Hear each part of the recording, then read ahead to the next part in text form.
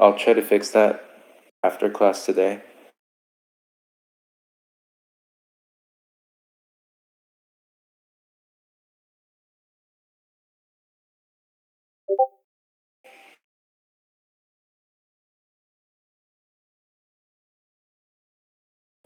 So I think we have a new person today teaching. So Elliot, would you like to introduce yourself? Hi everyone, I'm Elliot and I'm gonna be teaching strings and if same as today. And yeah. Okay.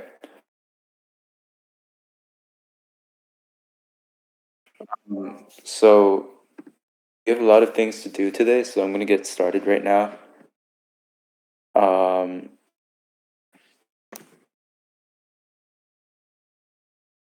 okay, so the first thing we're gonna do is we're gonna get started with some of the homework problems that you guys worked on last night, or not last night, yesterday. Um, and we're gonna go through each problem.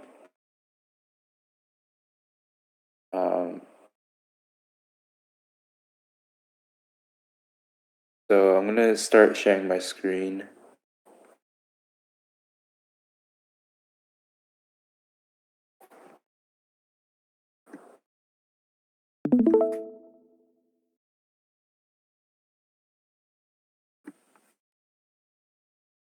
Okay. Can everyone see my screen?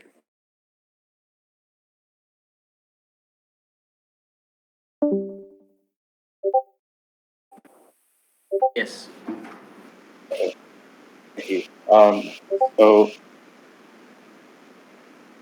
first, we're gonna work on the plus program. Uh, Basically, I'm just gonna read the problem first. So it says read two variables named A and B and make the sum of these two variables, assigning its result to the variable x. Print x as shown below. Print end line after the result, otherwise you will get presentation error. Um, okay, so the input file will contain two integer numbers. Print the letter x uppercase with a blank space before and after the equal sign by the value of x, according to the following example. Okay, so the way we want to approach this problem is by first we want to it says to make two variables named A and B. So and we want to get these from the user. So we're gonna have to use the input function. So I'll start off with saying A equals and then input and B equals input. And next, we want to find the sum of these two numbers. But one thing we have to remember is that first we have to store this sum in a new variable called x. So we can do that. However, the second thing we have to remember is that when we receive an input from the user, it's always received as a string. So if you guys remember about casting, we're gonna have to cast these two variables into an integer first, so that we can add them. Otherwise, we're gonna get a weird number. So there are two options that you can approach this. The first one is to do as soon as you get the input, you can cast it into an integer. And you can do the same thing for the variable b, and then you can add it and then print x. The other way you can do this is by, instead of doing it as soon as you receive the input, you can just do this. You can cast A and B when you're adding them and storing them in the variable x. And these two will give you the same result. So we can, or actually we need to print x equals and then our answer. So if you guys remember concatenation, where we're basically combining two strings. And since we're combining two strings, we have to change x back into a string and then add it to our initial string. So we're going to try these three examples and see if we get the right answer. So the first example, 10 and 9, and we get x equals 19, which is what we want. The second example is negative 10 and 4. And we get the right answer as well. Next one, we have 15 and negative 7.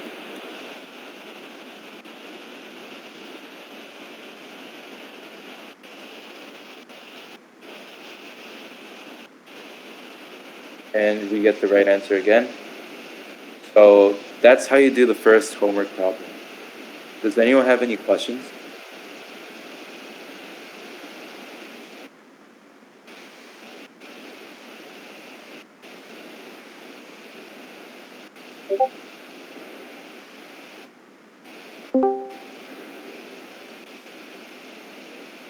Does anyone have questions?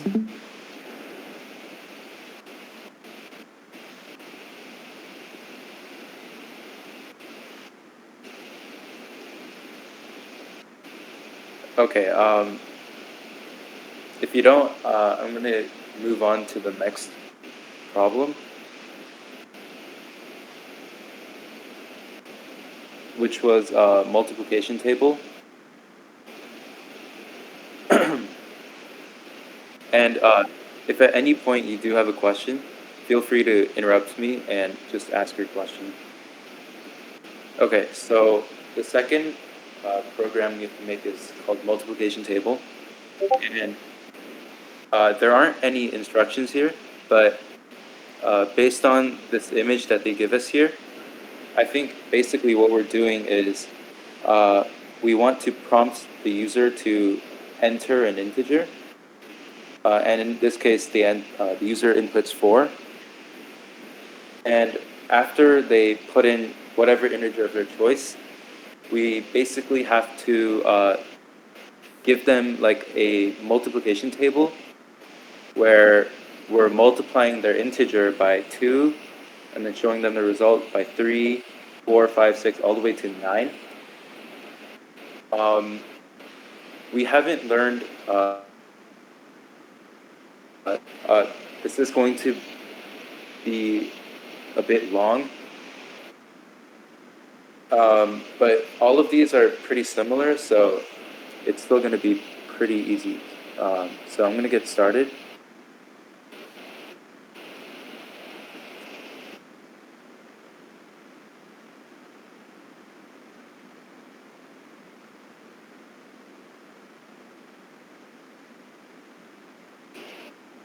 Okay, so multiplication table. So first, we want to prompt the user by telling them type an integer. So, and we also want to store their integer into a variable. So first, I'm going to start off with a variable called number. Then I'm going to set that number equal to their input.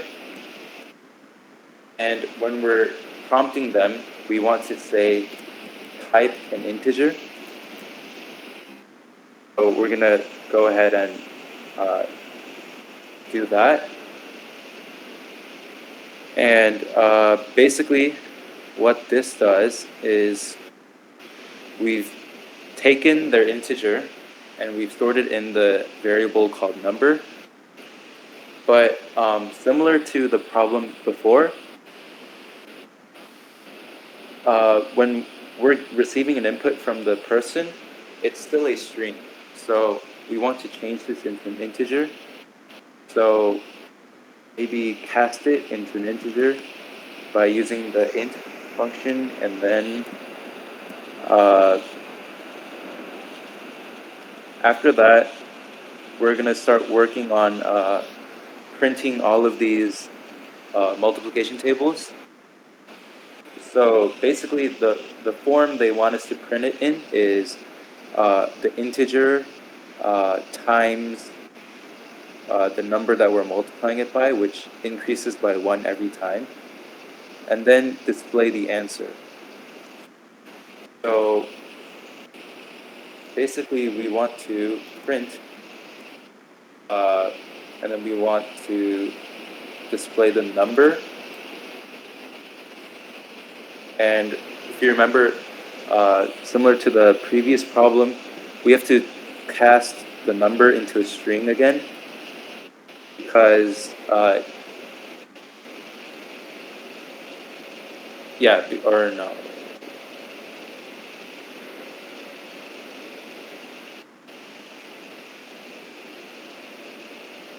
Yeah, we have to cast number into a string because we want to combine it with other strings. So we want to display the number and then times 2. The first one is times 2, and then equals. Then we want to show the answer at the end after the equal sign. So the number and then times 2. And basically, and oh yeah, also don't forget to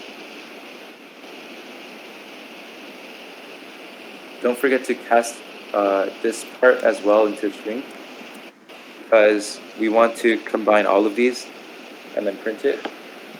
So basically, just to recap, what we did here was we displayed the number, and then we did times 2 equals, and then we displayed the result of the multiplication. And since this is only for times 2, we have to repeat this for times 3, 4, and then all the way until 9. So we can basically copy and paste it, and then just change the number into format that we want, because we're basically doing the same thing for each line, except that the only thing that's changing is the number that we're multiplying. We can do that, and then that should give us the multiplication table, for the integer 4. And I think it does match perfectly. So does anyone have questions for this problem?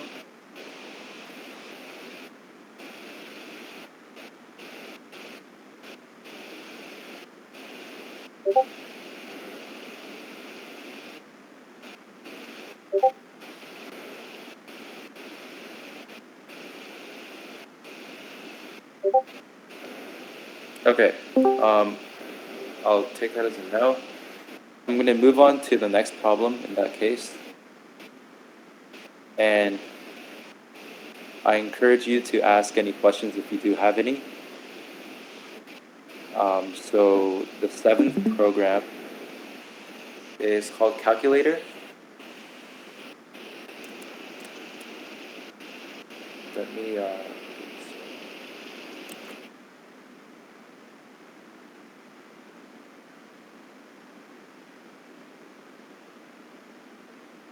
okay. So the next one we have is called Calculator, and basically what this program is doing is if you see the red colors, That's basically the user input. So first, we want to prompt the user to put in a number by saying input number 1 and then colon. And then we're going to store that in a variable. And we're going to do the same thing for our second variable, our second number, and store it in a second variable. And the next 4 lines, we're basically going to do a series of calculations. So first we're going to add the 2 numbers, then we're going to subtract the 2 numbers, we're going to multiply the 2 numbers, and then we're going to divide the 2 numbers. And hopefully, I think you guys learned the mathematical operations yesterday. So we can use those math operations to do this program. So first step, as I said, is to prompt the user to enter a number and then store it in a variable. So I'm going to call the first number x. Then I'm going to prompt the user by saying input number 1.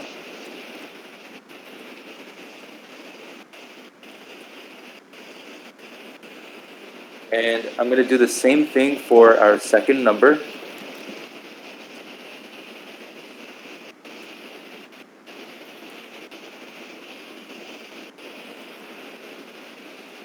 And since we're doing a series of calculations for this program,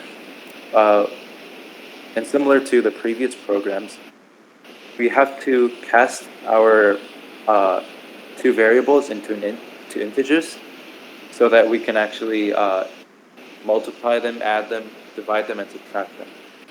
So we're going to do basically what we did in the previous problems, the same exact thing. So cast them into an integer, because when we receive an input from the user, we receive it as a string. And after that, the first line wants us to add the 2 numbers. And we can't just add them and show the result. We have to actually show the first number plus the second number equals the answer. So we would have to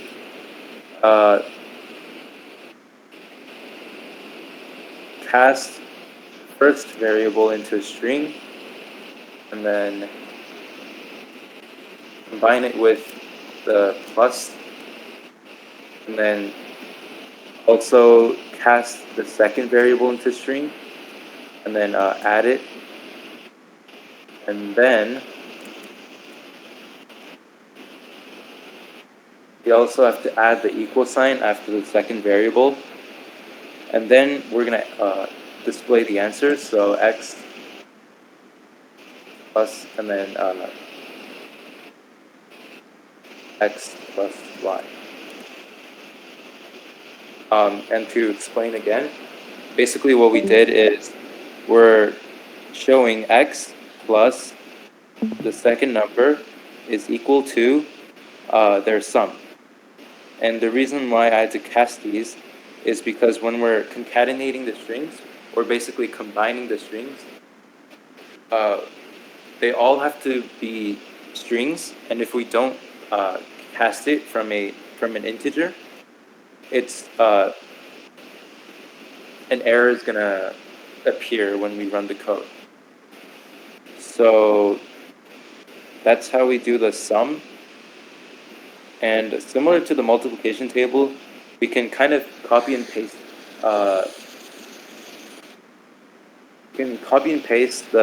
This line and change the sign and the operation that we're doing. So the second operation that we have to do is subtraction. So we can basically change this into a minus sign, and also change this to a minus sign, and then do the same thing for multiplication. So change this to a times, and do the same thing for here. and the same for division. And we should be done with our code.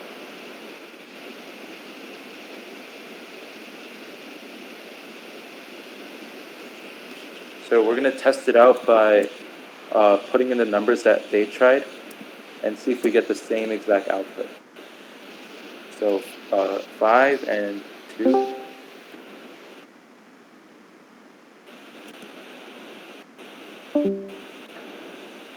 Oh, I see. So I'm not sure if you guys learned about floor division yesterday from the mathematical operations. Is we divided two integers, but usually when we divide 5 by 2, we usually get 2.5 or 2 remainder 1. But we're only getting a 2 here, and we're ignoring the remainder. So that's how we know that we have to use floor division. And we do that by using two division signs.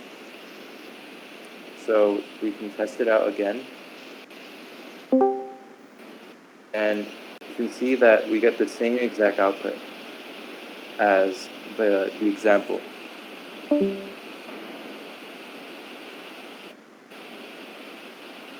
Any questions?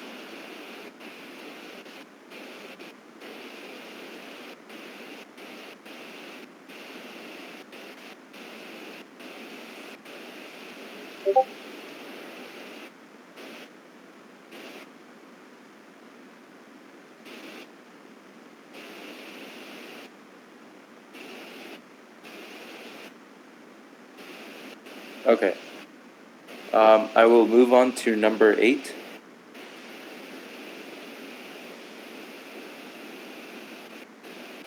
So area of a circle. Okay, so this is a little more complicated.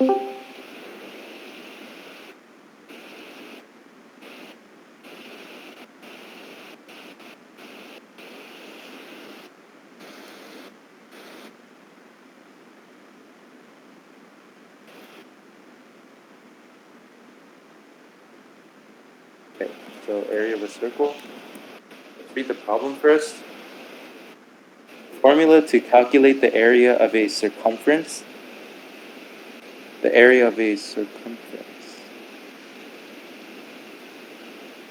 Okay, I think this should be circle. But anyways, the formula to calculate the area of a circle is defined as A equals pi times the radius squared.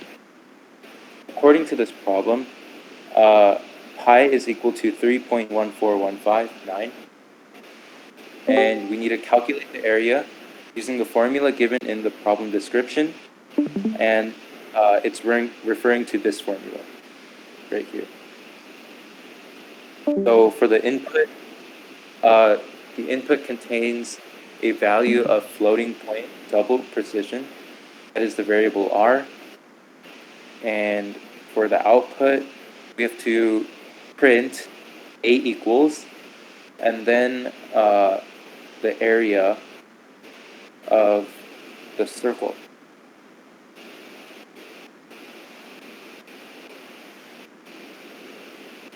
Okay, so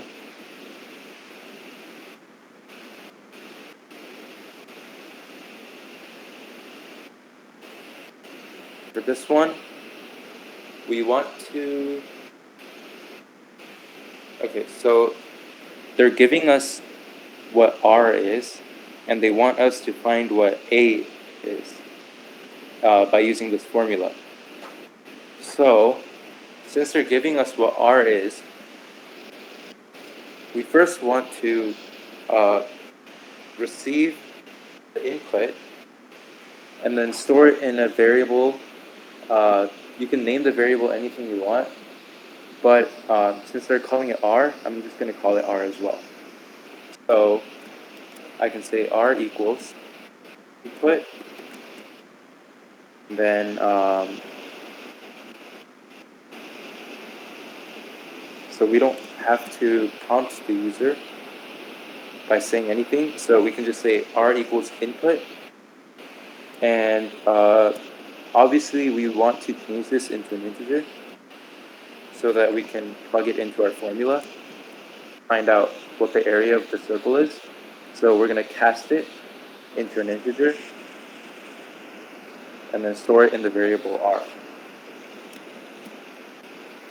Next, we want to use this formula now to find what a is actually a is actually equal to.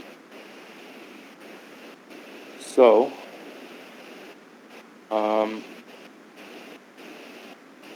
we can, so I'm going to create another variable called a, and then tell us that a is equal to pi times r squared. So, and they also tell us that pi is equal to 3.14159.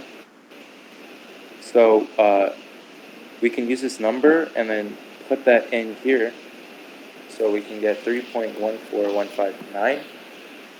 And we have to multiply it by the radius squared, the r squared. So times r to the power of 2. And if you remember yesterday from math operations, exponentation is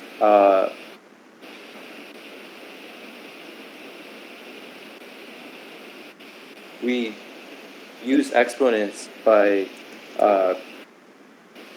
writing two multiplication symbols. So 3.14159 times r times, which is basically to the power of, and then 2. And then now it's time to print the actual result, and they want us to say a equals and then the answer. So when we're printing, we want to do a is equal to this number, which is in the variable a.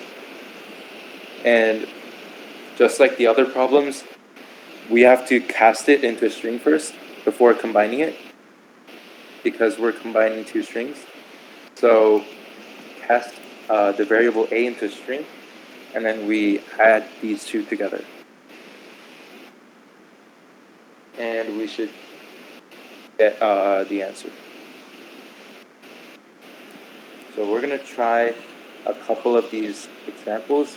So I'm going to put 2.00.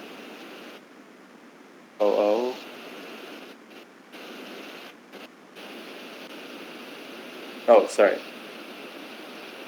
I should actually this be a float. And the reason why is because if you look at the examples, they have decimal points instead of just numbers. If it was just numbers, we can do int, but we're multiplying by numbers with decimals, and we also have to take in a number with a decimal. So we're going to say float. We're going to cast it into float. So let's try that again. So 2.00. And we get a equals 12.566. I'm also going to try for 100.64.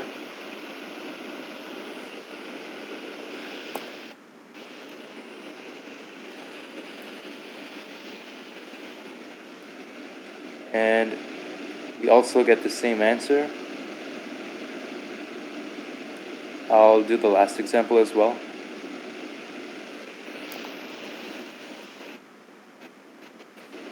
And we get the same answer. So that's how you do area of a circle. Does anyone have questions for this one?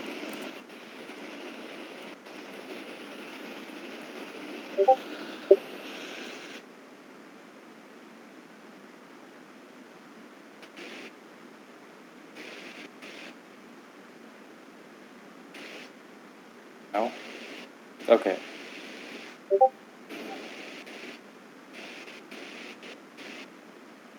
Okay, next one. Wait. Yeah, last one.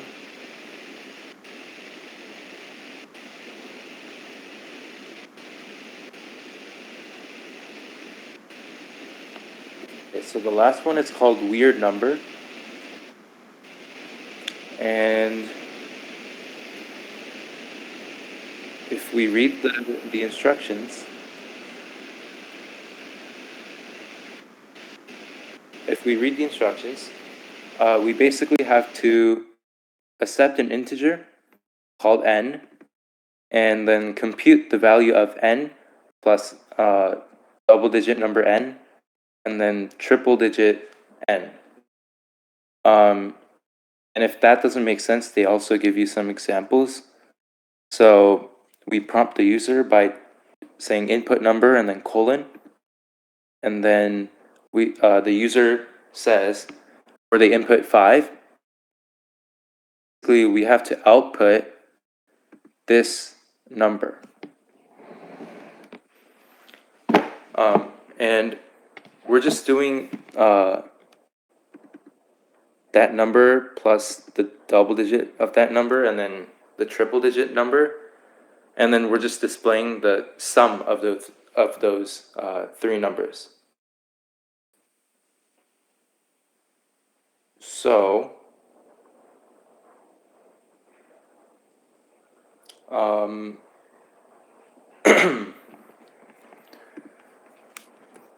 to get started, like all the other problems, we want to start off by creating a variable and then storing the value that they give us. So n equals input number. And then since we also want to,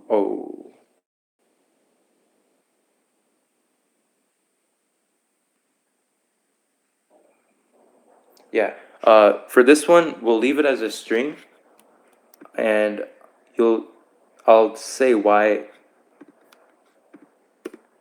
Yeah, so basically the reason why I'm gonna leave it as a string is because if you look at this problem, we're basically combining the number 2 times here, and then we're combining the number 3 times here. So that means that, and since we receive the user's number as a string, and it's easy for us to combine strings, we can leave n as a string and then create 2 other variables. So we can call those 2 variables like this. And then we can say this equals n plus n, n plus n plus n. And then we have to change this into an integer.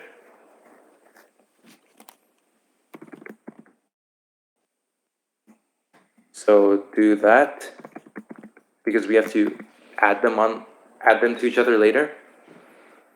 So in this example, n is equal to 5 in the first example.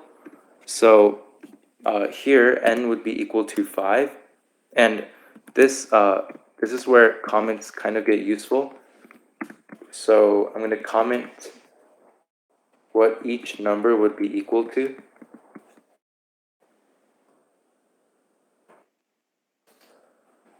So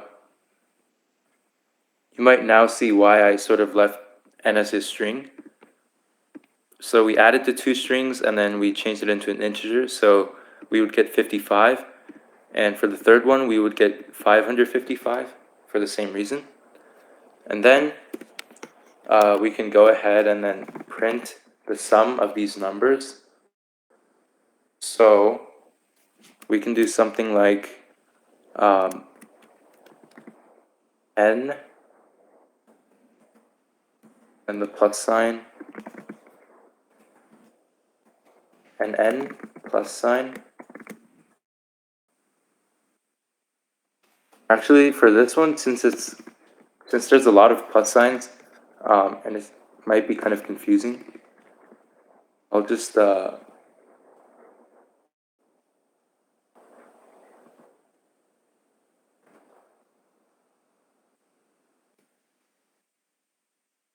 I'll use a comma for this.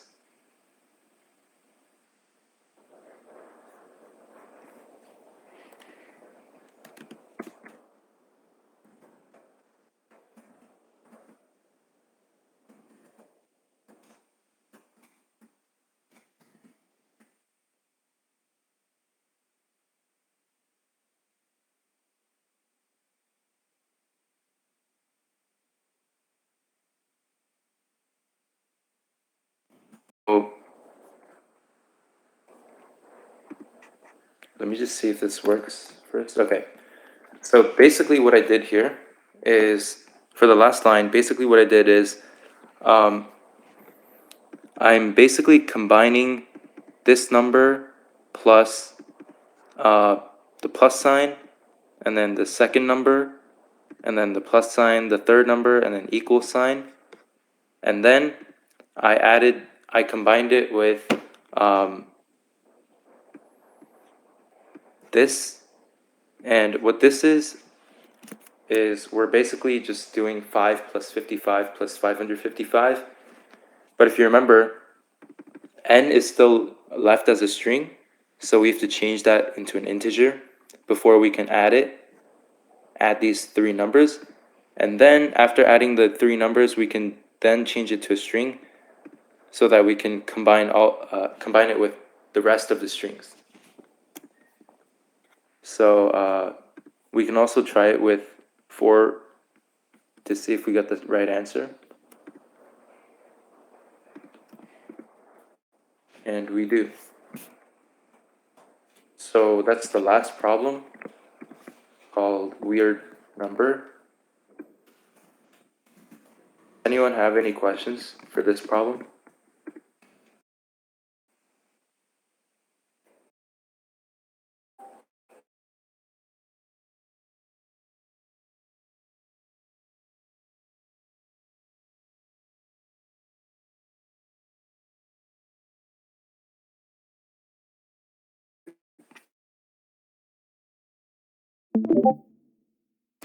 Okay, I'll stop sharing my screen then. And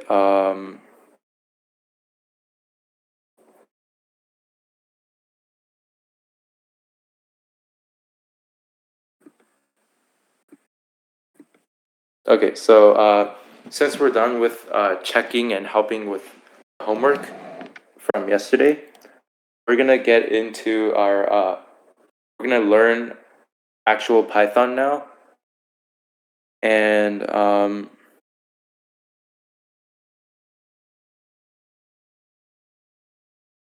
so Elliot, I think you can start with the lesson on strings. Yeah.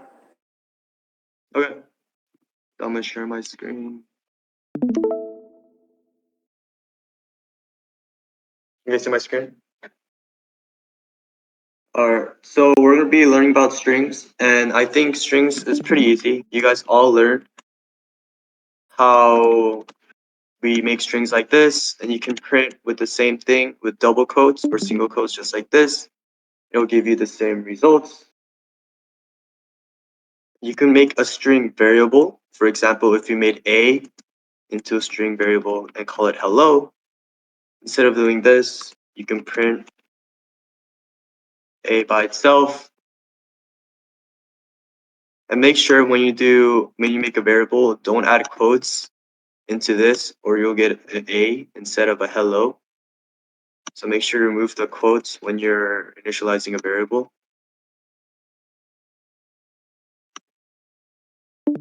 And if you want to have multiple lines, it's pretty simple. You just add three quotes or quotes for instead of single, and you can type anything. Hello, I do this, and you'll get the same results. Make sure to print it.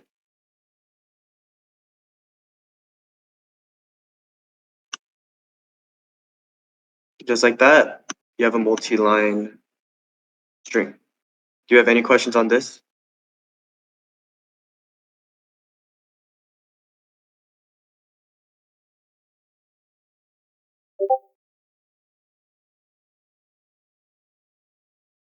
No. Okay. Okay, moving on. If we had, let's say we made a variable and we wrote hello world, we can always, instead of printing the whole thing, we can print character by character.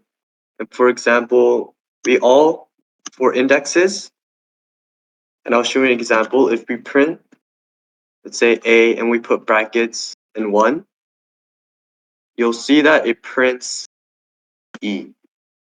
Okay, and the reason for that is the index, we always start with 0. So H would be 0, 0, 1, 2, 3, 4, and so on. And if we print 1, it's going to show index of 1, and that's why it prints E. And for example, if you wanted H instead, we would switch it to 0, and it shows the same thing, but just for H. Do you have any questions on indexes?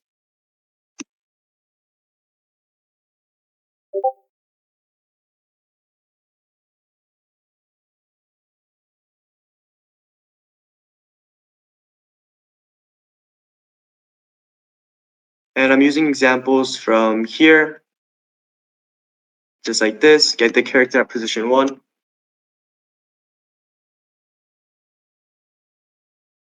Just like this.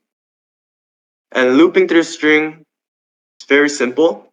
We just write 4x. For example, if we use this example,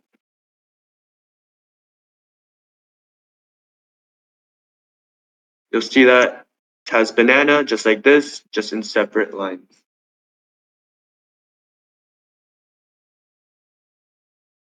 Okay. And string length. To get this length of a string, use the len function. Okay. And if you wanted to find the length of a variable, of a string variable, right, we just do print, and instead of, we always use parentheses to add, right, and we do len parentheses a. If we run the code to show that we have a length of 13. Do you have any questions on this so far?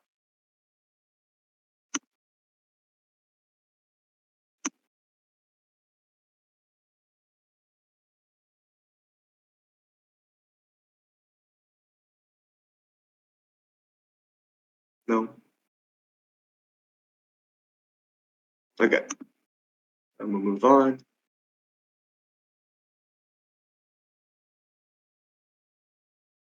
Okay. Check string, right? Check if a certain phrase or character is present in a string, we can use the keyword in. And make sure in is very important, as if you want to find, for example, if we use this example, the best things in life are free. So print free in text. It's asking if we have free inside text. So if you run our code, it'll show true because we did have free, right? Free, and it show as true. And the keyword is just in, so we do print free in txt text. We show that it will show up as true if we run our code. And the same thing if we did not in. We do here is not present. Okay, so if we use this example and run our code, we'll see the best thing in life are free. We see that expensive not in text will also show as true because we don't have expensive inside this variable. Do you have any questions in keyword and not in?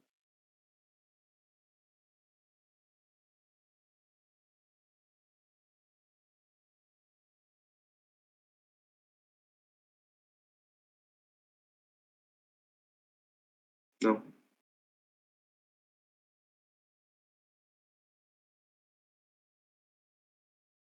All right, moving on.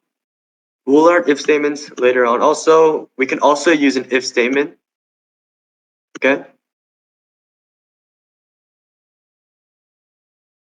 So if expensive not in TX2, make sure you always add a colon before you move on for if statements. And if expensive is not in text, we're going to print no, expensive is not present. Just like that, we're going to run our code just like that. And this is indifferent. So this is the same thing as this. We're just adding an if statement. Instead of printing it out, we're asking if expensive is in text. And we're printing out no, expensive is not present. Do you have any questions on if statements?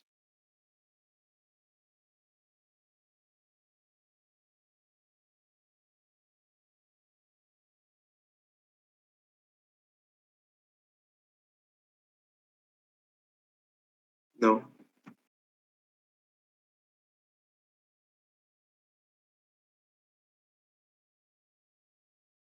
Okay, now we're going to learn about slicing. This is a little bit more complicated, right? But we did learn about indexes, so that's where it really comes handy. If we have B that says hello world, and we're going to print B from index 2 to 5. And remember when I said for indexes, we start at 0. 1, 2, 3, 4, 5, 6. We're moving on, right? Look how we run our code. And if it starts at 2, we're going to start at L to O. But we see that 5 is non-inclusive, right? So we start at 2, but 5 is non-inclusive, so we end at 4. So 5 is not inclusive. Just like this, it only shows LLO instead of adding this comma as well.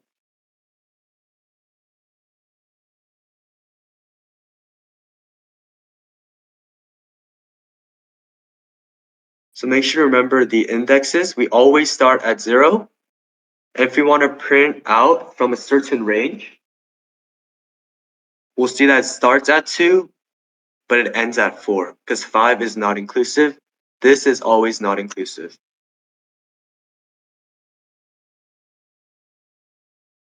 Do you have any questions on that?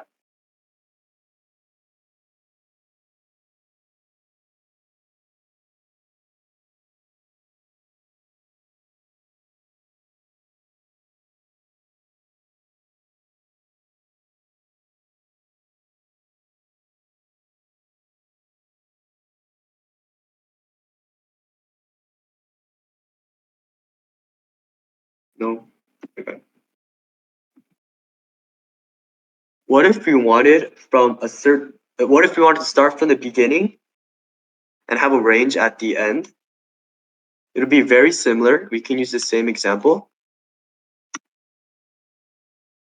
But instead of starting at 2, we can just erase this, and you'll see that it starts from the beginning and it ends at 4, right? Because always the last one is not inclusive. And the same thing works from the opposite. We can start from certain, but if you want to end with the whole thing, we do the same thing. If we run our code,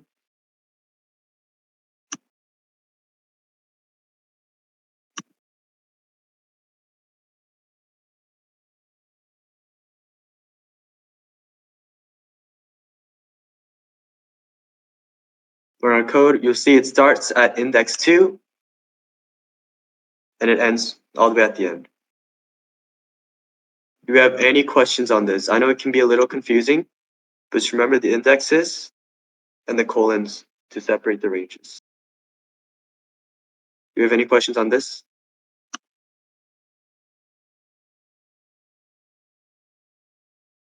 I think there's a little confusion on the splicing. Okay. So I'm gonna go back to our W3. So slicing is it's just a way to return a range of characters. Okay, and an index is separated by a colon. And I'm gonna go back to this example. Right, so we're just gonna ignore everything else. We have b, a string variable b equals hello world, right? Remember what I said about indexes? It starts at 0, right? So we have 0, 1, 2, 3, 4, 5, 6, 7, okay? And we use an example of 2 to range 5, okay? And we start at 0, 1, 2. So it starts at L and 4, 5, 4, 5. And I remember I said 5 is not inclusive, right? Just the ending one of the colon of this side is always not inclusive. So instead of 5, it'll end at 4. We can also change it up. What if I want to start at index 0? If we run our code, it'll just show as hello, right? Because we start at index 0 and we end at index 4 because 5 is not inclusive.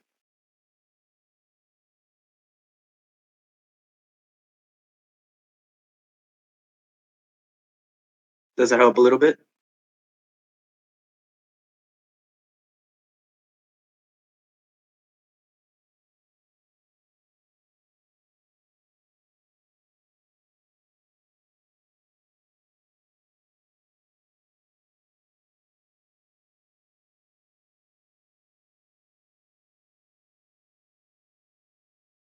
And for this example in line 43, we have no numbers here. We don't start at an index, so we're just gonna start from the beginning. We're gonna start from the beginning, right? And we're gonna end at index 4. 5 is not inclusive. Okay? So that's why we started. It's the same thing as these two codes are the exact same, right? Because we're starting from the beginning at index 0 to 5. So it's going to print out to hello, right? This is starting from the start as well. We just didn't write 0. And it ends at 4. Remember, we say 5 is not inclusive. But what if we wanted to add the comma? We just switch it to 6. And it'll stop at index 5. And if we run our code, we see hello with the comma at the end.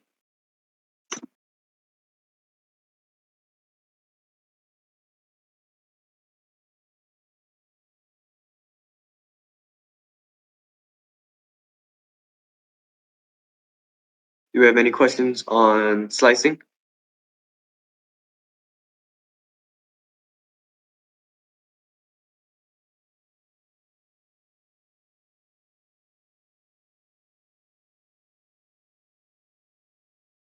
No? Okay.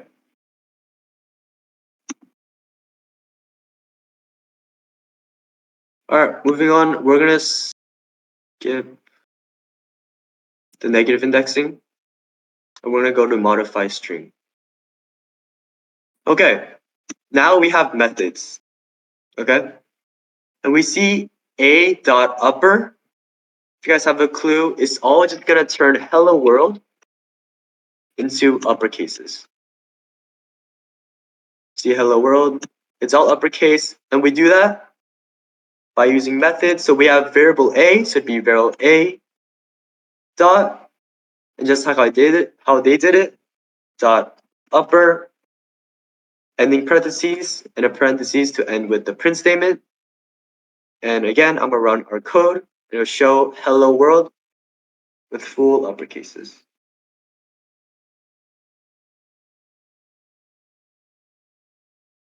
And what if we wanted a lowercase? We use the same thing. Instead of upper, it'll just be lower. We run our code. You'll see that hello world will be in all lowercase.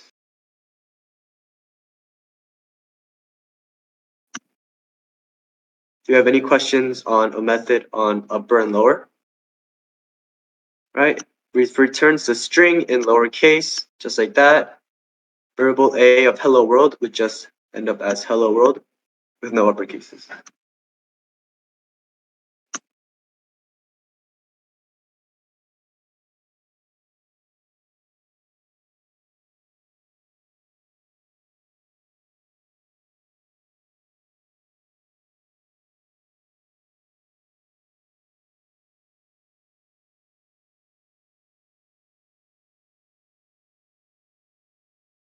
Okay, it seems like no one has questions, so we're going to move on.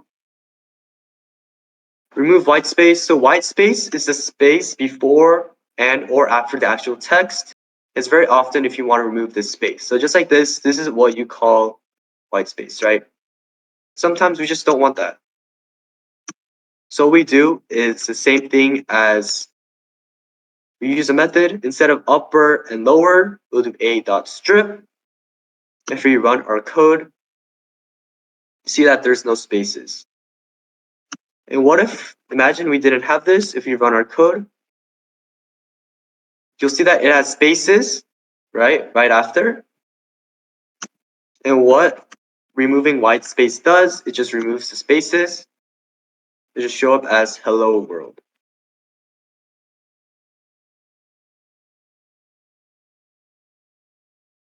Do you have any questions on white space?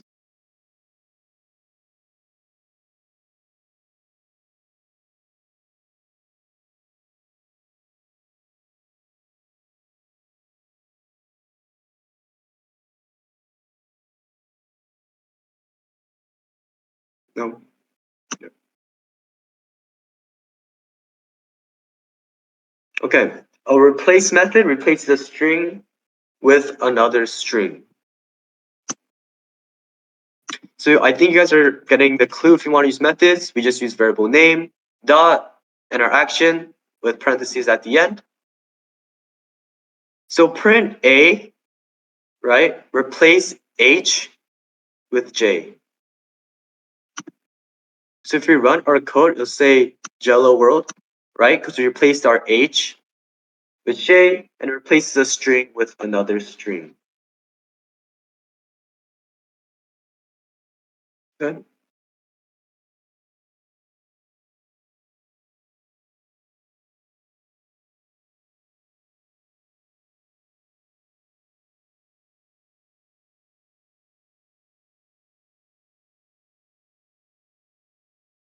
Okay. And I'm gonna show you guys a few examples of the strip a white space. Right. For example, we have a bunch of spaces here, and we have spaces in between. And if we run our code, you'll see.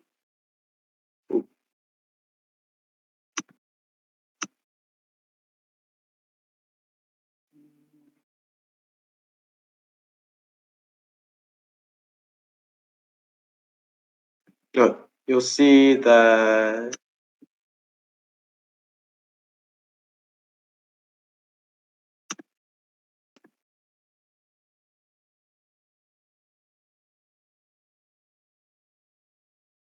Wait, Tian, you want to try explaining this? Because I actually haven't used strip, so you want to kind of go further into the white space method?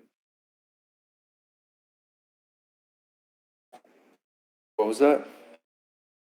You want to go a little like deep into the white space method? Like the strip? Yeah. I think that's all there is to it now. All right. We're just gonna move on then.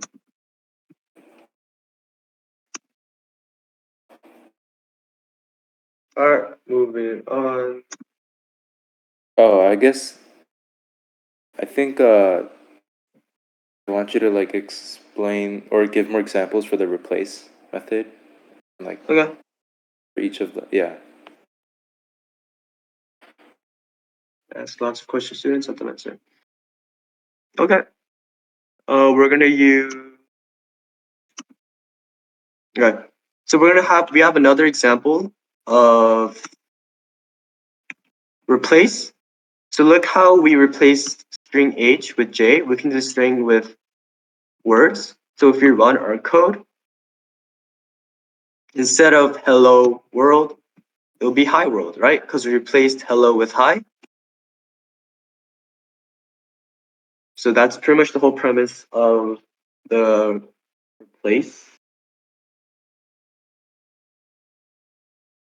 Right, so it can work with characters or just words, and it acts the same. Do you have any questions on replace?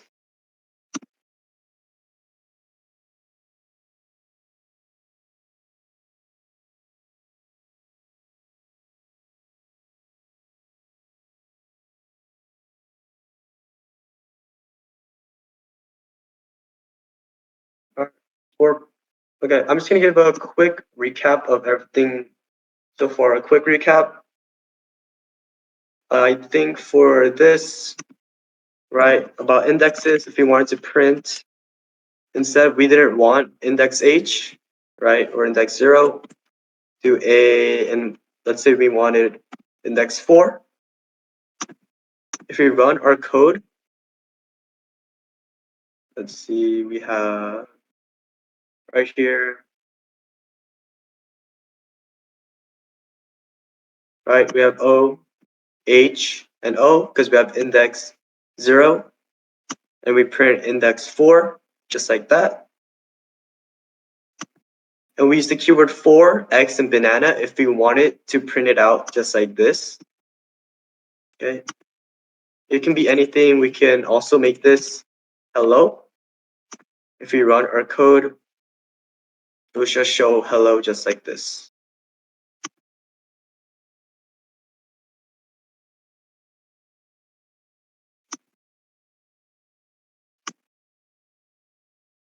Right.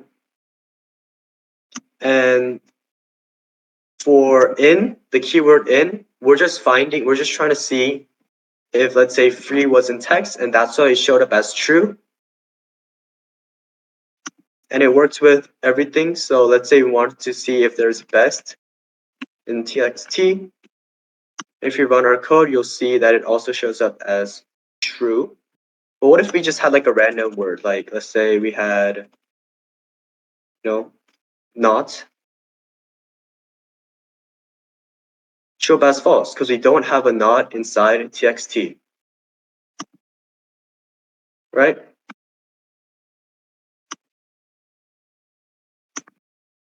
For example, we just had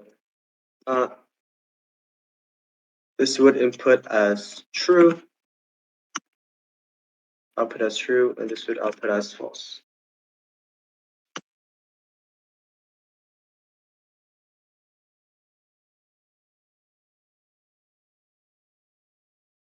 Okay, that's pretty much. Do you guys have any questions what we learned so far before we move on?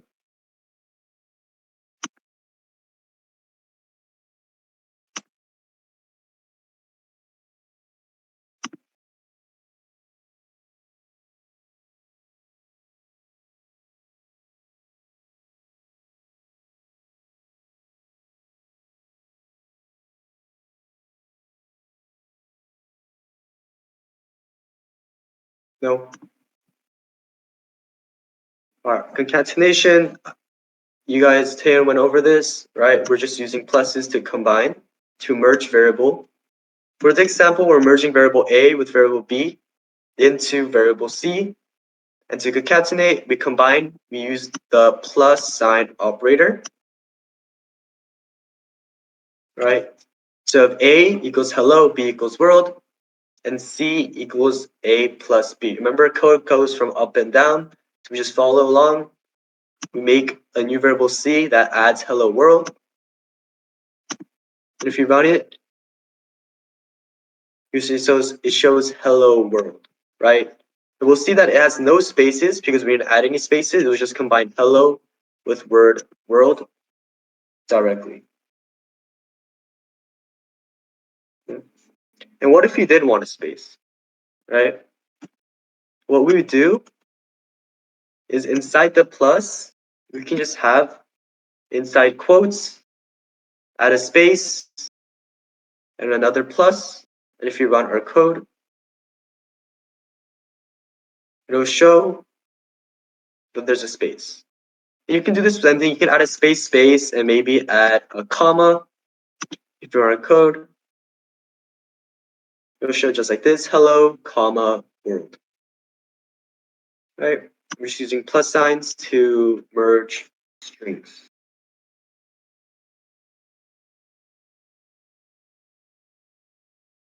Or if you don't want to do this, you can always just add a space after, let's say, like hello.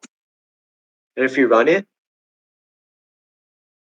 you show that it'll have a space, right? But in this case, if you don't have a space, you'll have to add a space just like this.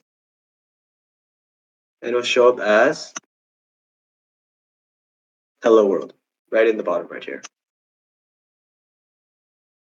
Do you have any questions on concatenation?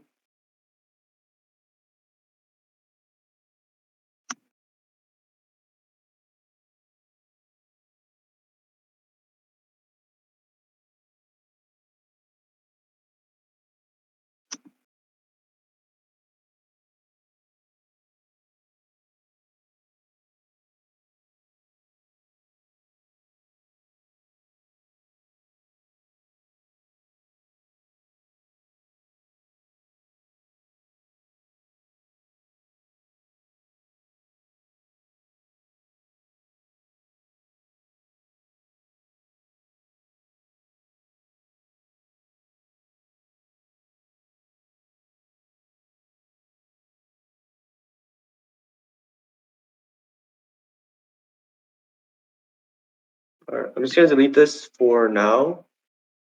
I think you guys all have a picture. So it's a little less complicated. Run our code, it shows what we've done so far. Hello world, if you add a space, using plus signs, adding another space, it will show just like this.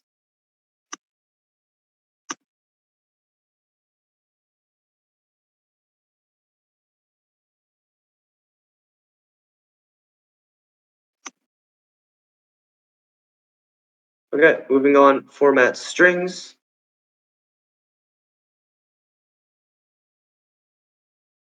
Okay, as we learned in Python variables chapter, we cannot combine strings and numbers like this. So this would show up as an error. So what we do, we use a format method. Format method takes the past arguments, formats them, and places them in the string where the placeholders brackets are. So we'll see that if we run our code, it will show my name is John, I'm 36, just how we want it like this.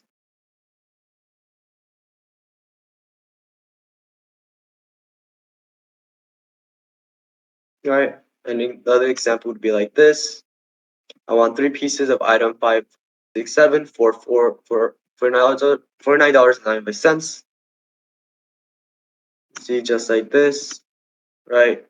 We add brackets in between. We use myOrder.format. We have quantity, item number, and price.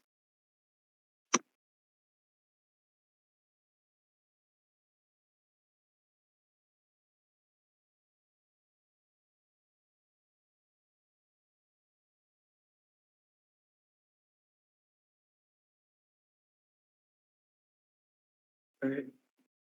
And what's cool about this, you can change it to anything. Let's say you want a quantity of 10, and price you want it to be 90. Or a code, it'll be the same thing, it just changes its values, right? I want 10 pieces, just like this. We made a variable called myOrder, right? And changes the values. Do you have any questions on formatting?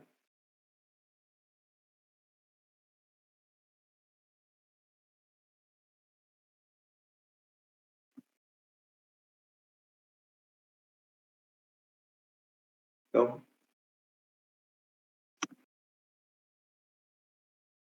Okay. Moving on. Okay, escape characters, this is very easy, I would say. And why this is very useful, imagine we had, let's say we had A equals, and they said like Bob's world, and we ended like this, it'll actually show an error just because the code thinks this is where we end and we just have an extra. So how we fix this is before this, we'd add a backslash. If you run it, it won't show an error. If you print it,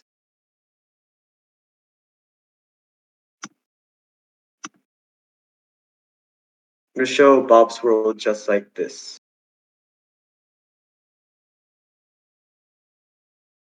Okay. And if we didn't have this backslash to show an error, show as a syntax error. All right, it works the same thing like this, or we can just use this. If we didn't have this, it would show an error, right? It's because we have extra unnecessary quotes, the code can't read it. That's why before the quotes, we have a backslash. And if you run it, it just starts from here to here, right? We just use the escape character. Okay? Do you have any questions on the escape characters?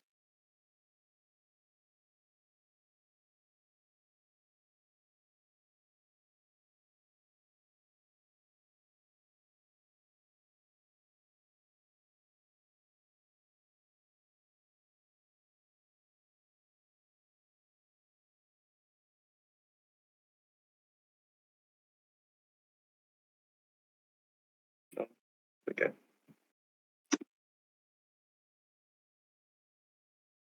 All right, and this is a bunch of escape characters. Let's say I think like tab. It'll have a tab, so show up as hello, right? There's a tab in between world, right? And if we didn't have this, it will just show up as just normal hello world. And a tab does just tabs it, right? And backslash n, I won't go through all of them, but just ones I feel like are important. Hello world, right? Just like this, hello backslash n. It's like an escape, right? It adds a new line, so hello, new line, and then world.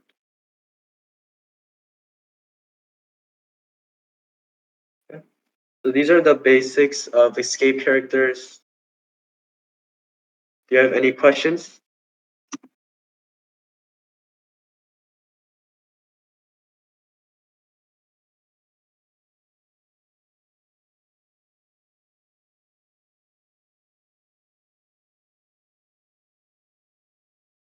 No.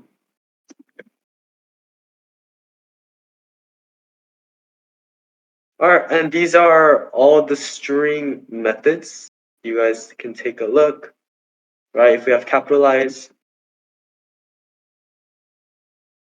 it uppercase the first letter in the sentence, right? Remember methods, we just do the variable name dot what we want with parentheses at the end. We have a bunch like this. And if you guys want to try anything, you guys can go to the website or you can type it in chat. You can try it out.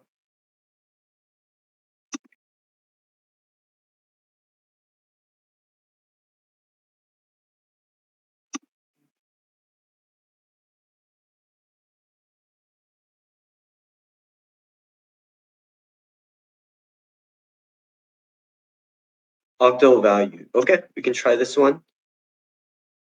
Will result in an octal value. So if you run, oh,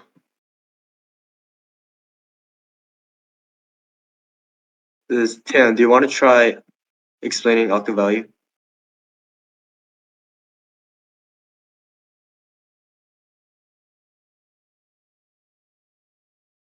I think we could skip that for now. We skip it. Okay. Yeah, So and the hex value. okay. Alright, here are the exercises if you guys want to try. That's pretty much the whole string. So you guys have any questions?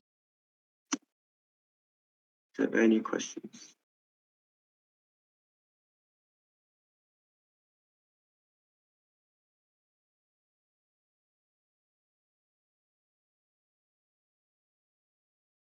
No questions?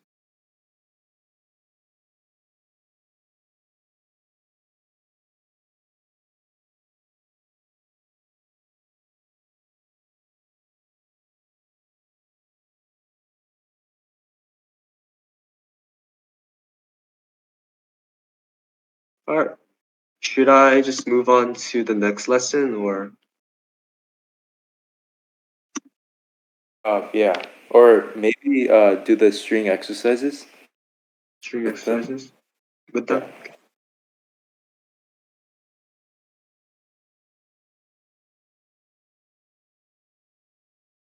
Oh, okay. Okay, ask a question. Difference between the 3 quotes and just okay. So let's say I'm gonna delete all of this. So imagine, so when we do just normal quotes, we can just say hello, and if we run our code, it show up just like that, right?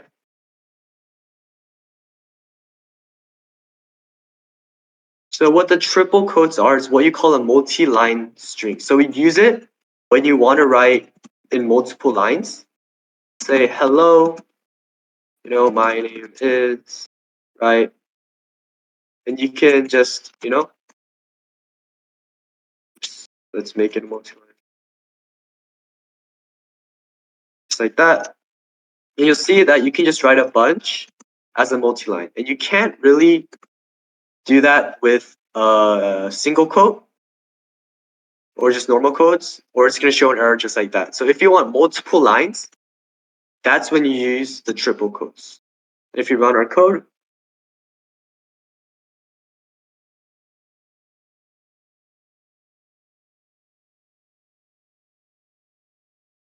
you'll see it shows up just like that. And for the triple quotes, you can just make it a single line. It really wouldn't matter. But you usually use this as a multi-line. Yeah. Yeah. Is that a little clear?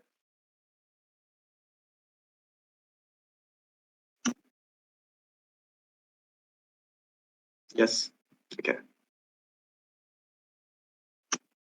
All right. Now we're gonna go back to the exercises.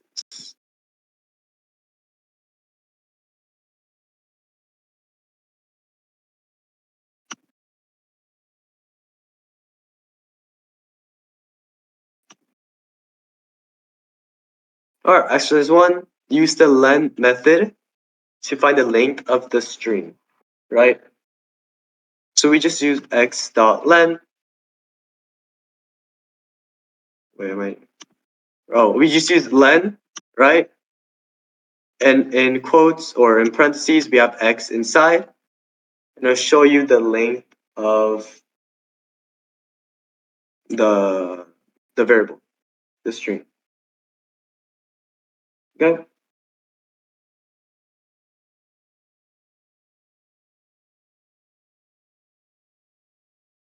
All right.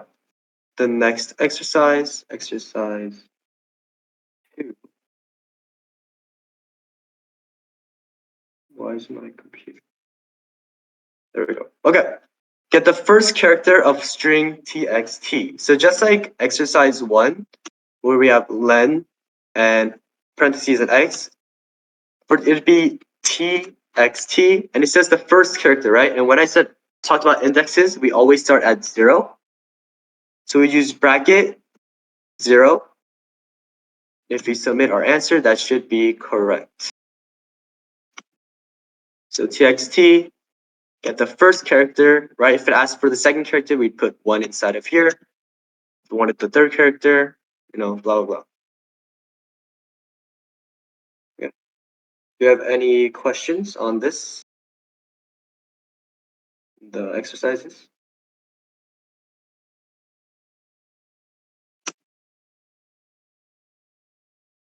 No? Okay. Alright, exercise 3. Get the characters from index 2 to 4. So just like that, txt, and remember when we find the x's, we separate them with a colon, right? This is from index 2 to index 4. So we'd start from 2, but instead of ending at 4, we'd end at 5 because 5 is not inclusive. So it'll stop at 4 to submit our answer. That should be correct. Remember, we start at 2, but we would end at 5 because 5 is not inclusive. So we would get the characters from index 2 to index 4. So it would turn out what's highlighted.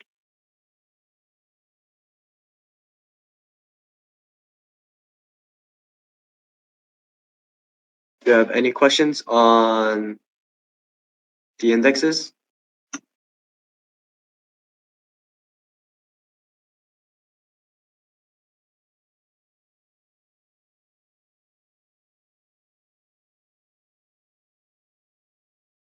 It's clear? Okay. If you guys have any questions, please ask. It seems like you guys are doing well.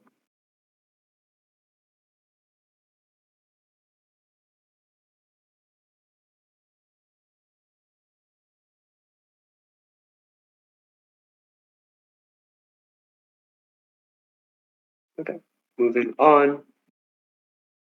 Alright, return string without any white space. Remember, if you want to remove any white space, we use the strip method. So just like exercise 3 where we did, or was it? Right, we just use txt dot, right? And remember, removing white space, we use strip, and we end with parentheses. This should be correct, just like this. Dot strip, and remove the white space, and it will show up just like this without any spaces from the beginning or the end.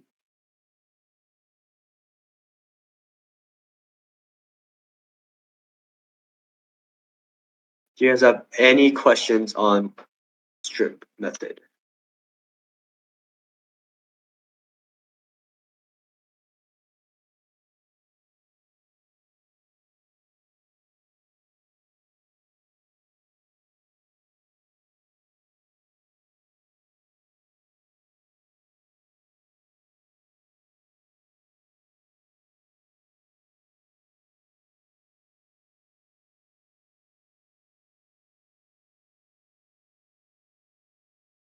No questions? Okay.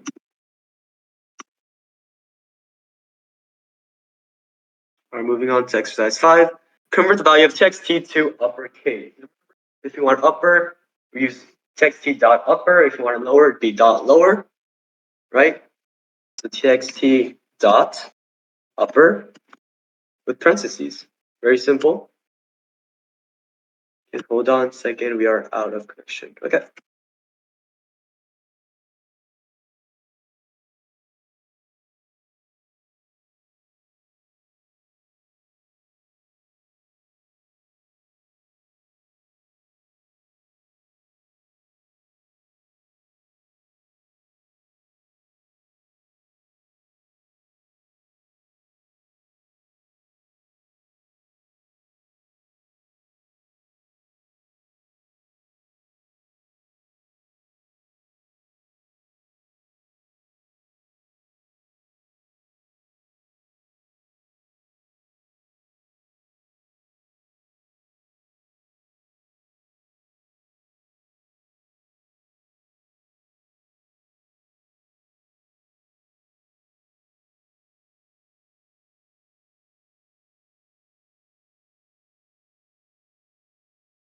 Are you guys ready to move on?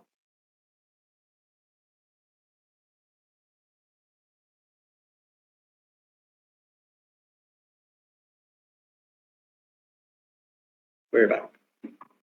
Okay. And we're gonna move on to the next exercise because I did txt dot upper for you guys.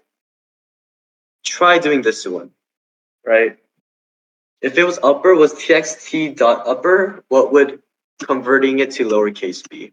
So if you guys could write it, that'd be very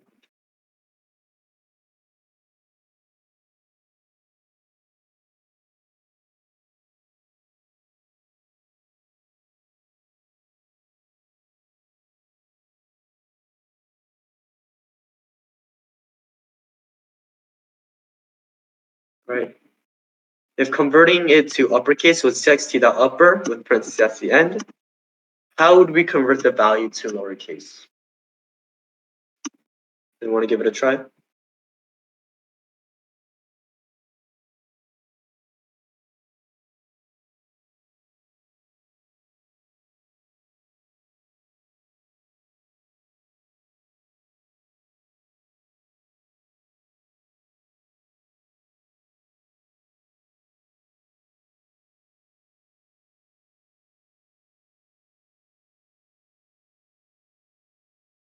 Right, we just do txt dot lower, right? Submit our answer, that should be correct. Do you have any questions on the converting to upper and lowercase?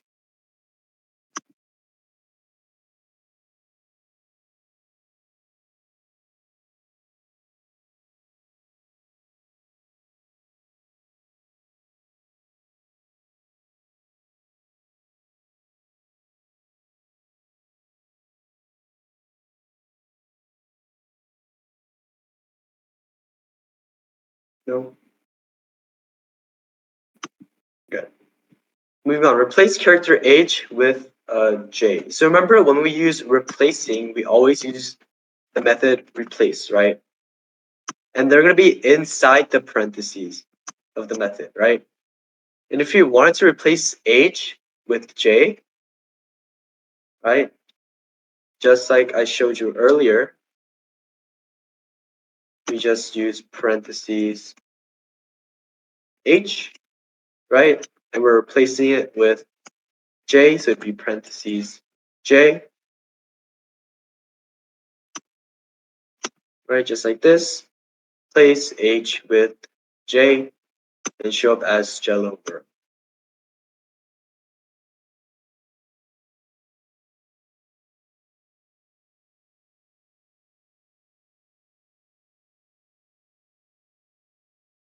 Do you have any questions on replacing?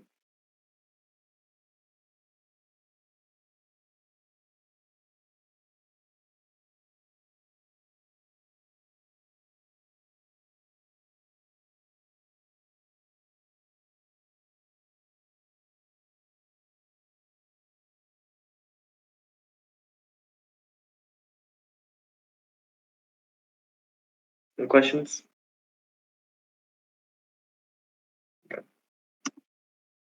Our last exercise for string, insert the correct syntax to add a placeholder. Remember, to add a placeholder, we use the brackets, right? Because if we have age 36, we can't just write, no. So it'll be text format age, and inside, we already initialized age, so we just add brackets. Just like that, it should be correct. We already initialized age, takes out format age, is John and I am. We use brackets, it will show up as I am 36.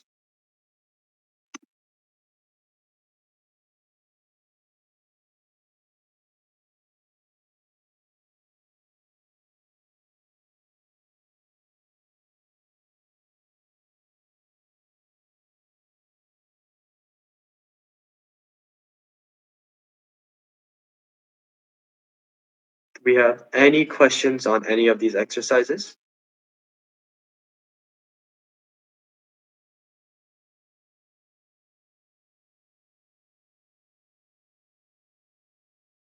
No.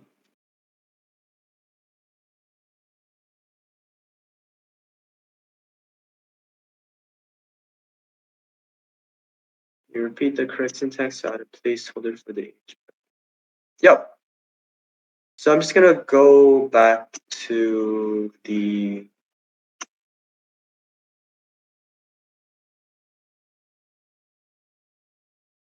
Okay. I'm gonna go back to the format. Okay. So you see that we cannot combine strings and numbers like this, right? It would just show an error, right? Type error was string not int. So what we do is we combine the strings and numbers using the format method. Okay. So if we go back to the exercises on exercise 8, we can't just do and I am plus 36. It was just shown here, right? So what we do is we use a format method to insert numbers into strings.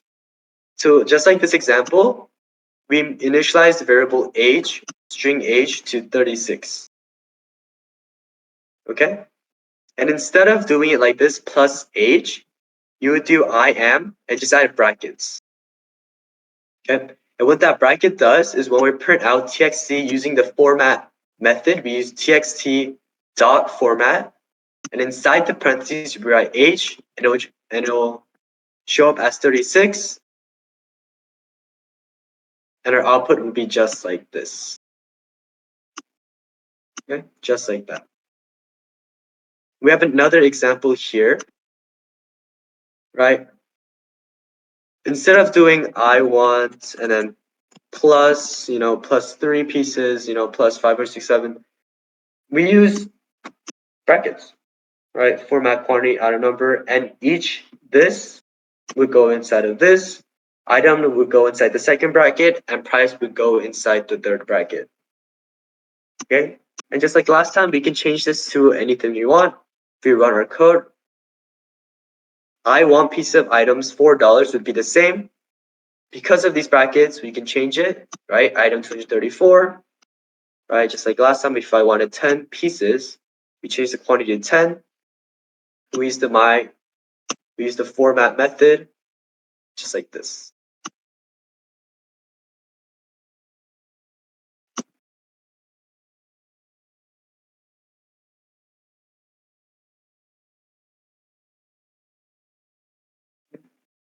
Do you have a better understanding of it?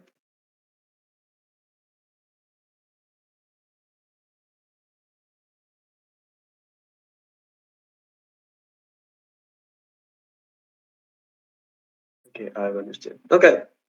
Yeah, that's pretty much all the strings and exercises. Do you guys have any other questions?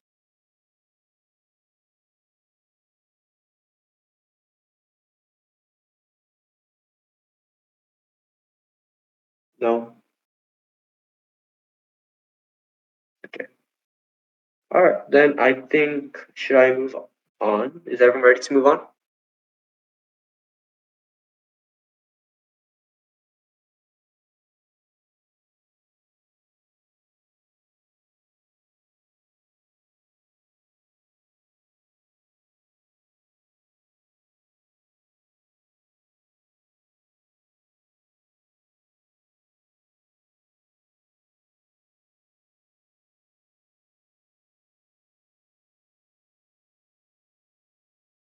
Okay, we're just gonna move on.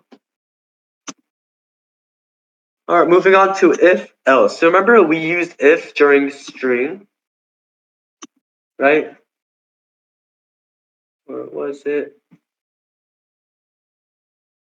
Right? If, remember when we typed if free was inside of text, we use if free, we had a colon, and we printed this out. It's very, very similar, but we have an else as well. Okay? So ignore this for now. Just look at this example. If you have an if statement, you have A equals 33 and 200, right? If B is greater than A. Is B greater than A? Yeah, 200 is greater than 33. And if you run it, it will show up as B is greater than A. But what if it wasn't? Right? Just like this, right? Oh, don't look at this, right? What if it wasn't? Okay, that's where the else comes in. Okay? So we're going to be using this example. All right, we have 233. If B is greater than A. You see how B is not greater than A for this example? You have B is 33 and A is 200. Right, if we run our code, it skips this. B is greater than A, it's not, right? So else, with the colon, B is not greater than A. Imagine we didn't have this code.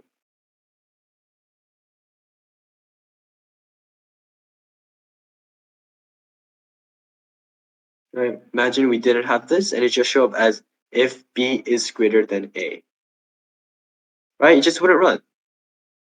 Okay, that's why we use the else, right? If else and B is not greater than A, if we run our code, it will show up this print statement just because, right, B is not greater than A. Do you have any questions on if and else?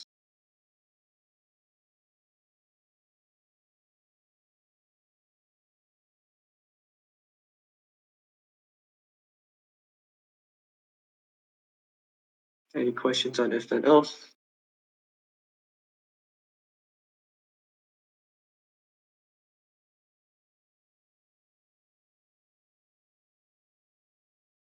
No? Okay, moving.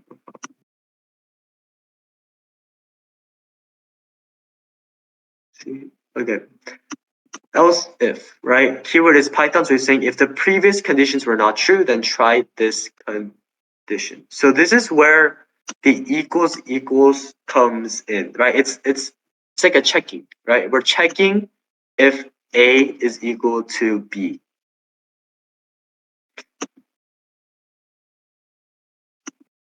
We're gonna run this code, right? We see how these numbers are similar or the same, right? And B is not necessarily greater than A, right? So we're asking, is it equal? And we're printing out A and B are equal. Yeah, just like this. A is equal to B, so the first condition is not true, but this condition is, right? So we print A and B are equal. Okay, so we have if, else, right?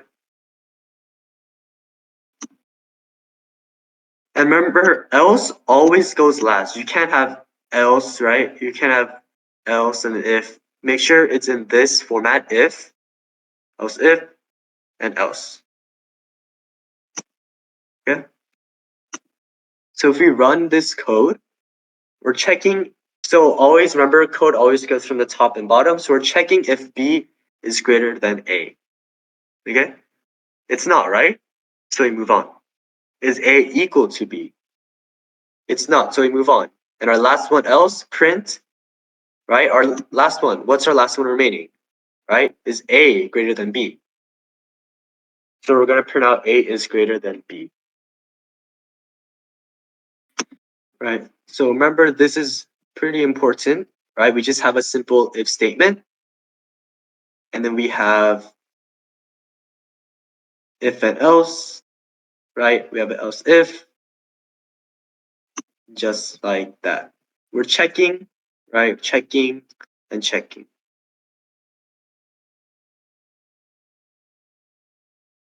And yeah, that's pretty much the whole thing about else if. You guys have any questions?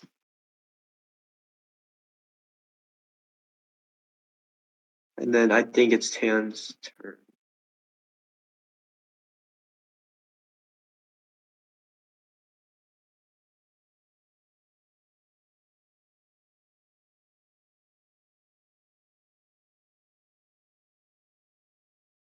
Okay.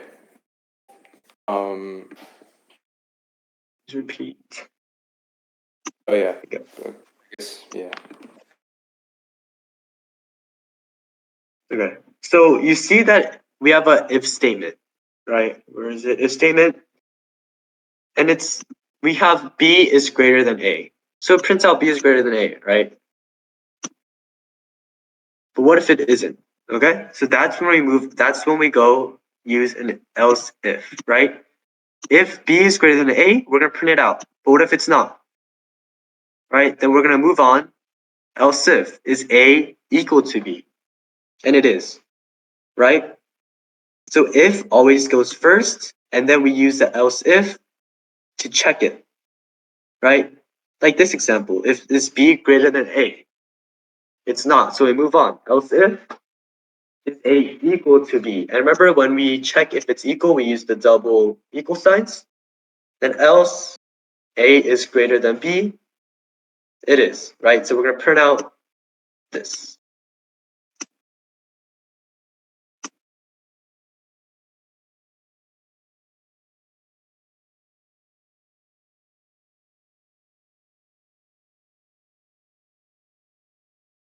Right? But if you only have like two conditions, you can just use if else.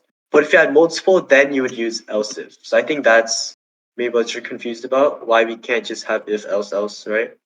So we're gonna have, if we have multiple conditions, we would use if, else if, and then else.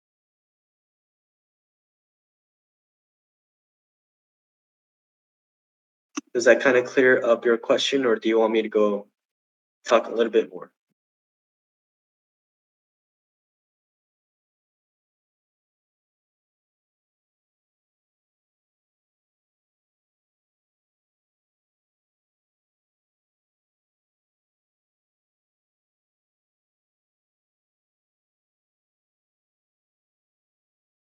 You want me to start now? Yeah, go ahead. Okay.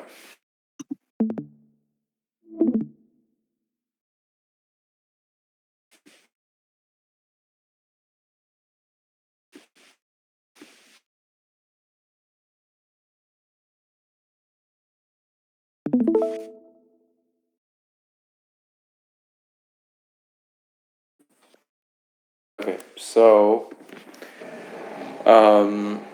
okay, now that we talked about strings, we're gonna talk about additional data types now.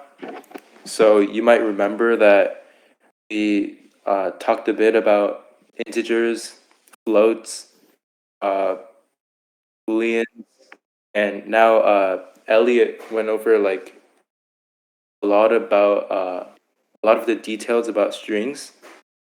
We also have another data type called a list.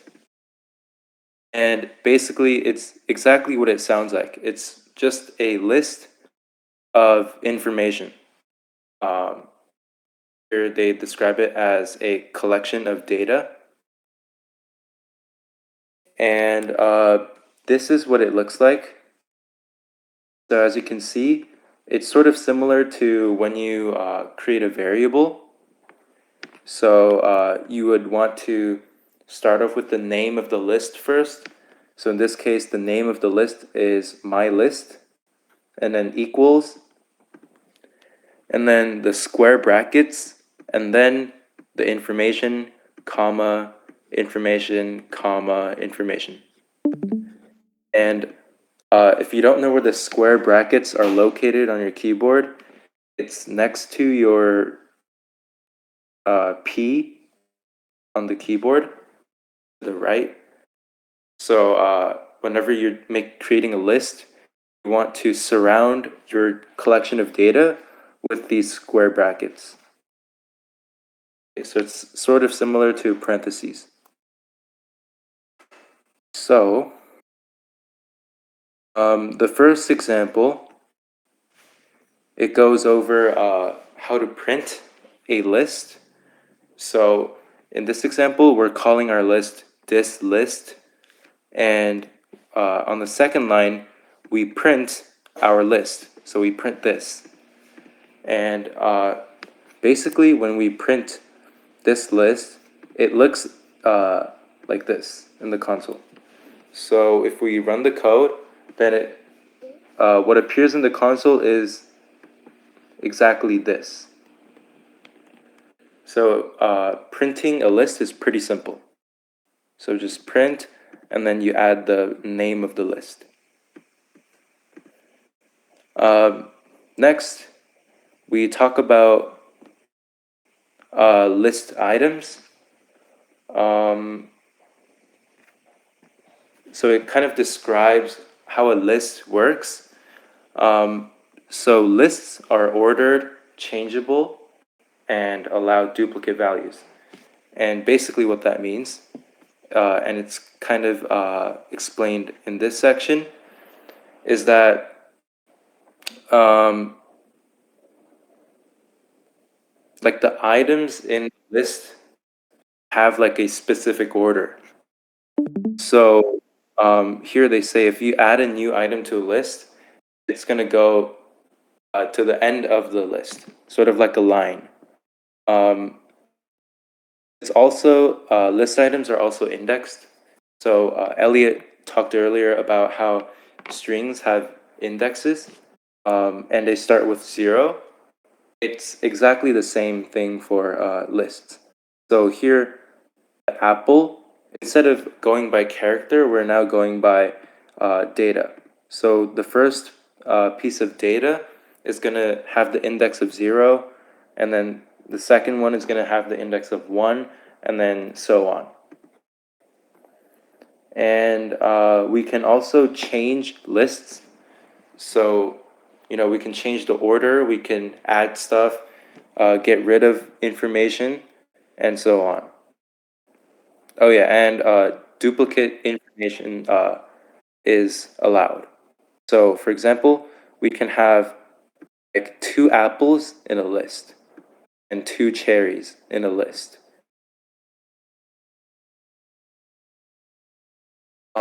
And similar to strings, again, we can use the len function to find the length of a string. So, in this example, we have this list is equal to apple, banana, and cherry. If we want to find the length or how many pieces of information are in the list, then we can do print len and then add the name of the list inside the len function and then print it. And so in this case, since there are 3 things in the list, we would print 3 in the console.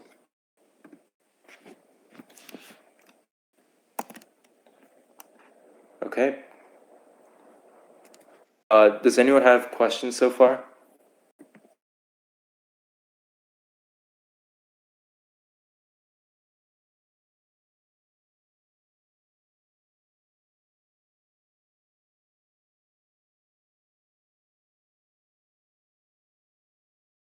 Okay, I will move on. So, right. So list items, a list itself is a data type, but it can also hold other types of data types. So earlier we talked about strings, integers, booleans, and floats. Lists can hold all of them. So in these examples, each list is holding a different type of data type, but that doesn't mean that it has to carry only one type of data type. It can also contain different types. So it can have a string, an integer, a boolean, an integer, and another string. So these are all valid.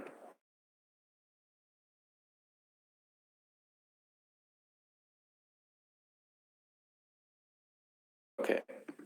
So the type function. Um,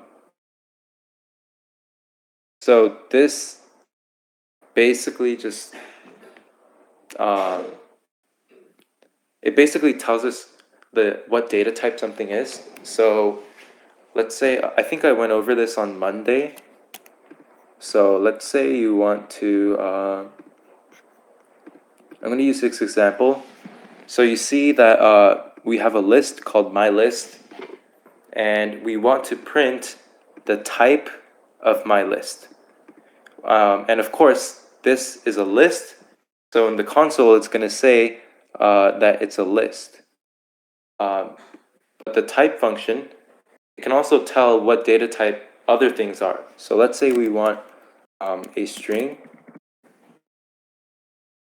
And if we run this, we're going to get class string or class str because this is a string.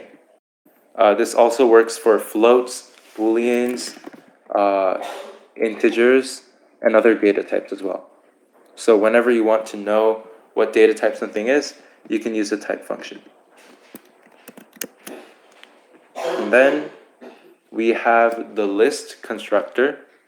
Um, the list constructor is another way to create our list. It does require a bit more typing, but it's basically the same thing. Okay, and that was sort of a brief introduction to Python lists. We weren't able to go over all of these sections here about Python lists, so we're gonna uh, get into that possibly tomorrow. But does anyone have any questions about any of the basics of lists?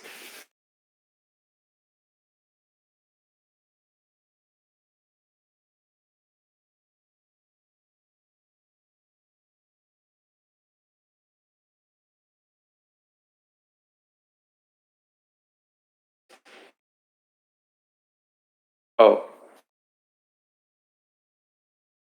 apparently there is no class tomorrow.